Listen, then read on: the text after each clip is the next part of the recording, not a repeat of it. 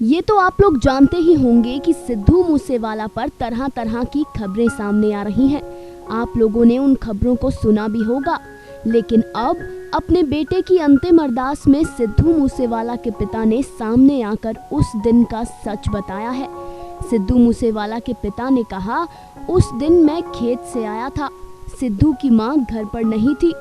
सिद्धू कभी भी अपनी माँ से गले लगे बिना, माँ से नज़र का काला टीका लगवाए बिना घर से नहीं निकलते थे। लेकिन माँ उस दिन पिंड में किसी के घर गई थी। सिद्धू मूसेवाला अपनी गाड़ी से अपने दोस्तों के साथ जा रहे थे। सिद्धू के पिता ने कहा कि मैंने सिद्धू को कहा था कि चल मैं तेरे साथ चलता हूँ, लेकिन सिद्धू ने पलटकर मुझसे कहा, नहीं, आपके कपड़े ठीक नहीं है, आप घर पर रुकिए, आराम कीजिए।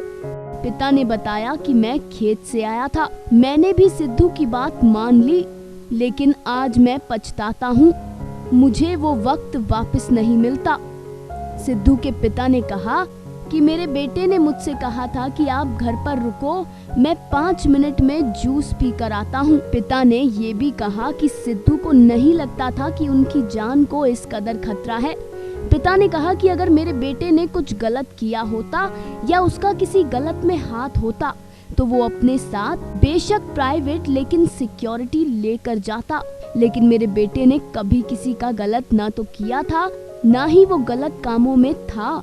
इस तरह पिता ने बताया कि कैसे 29 मई को सिद्धू अकेले सिक्योरिटी के बिना अपने 2 दोस्तों के साथ घर से निकले थे।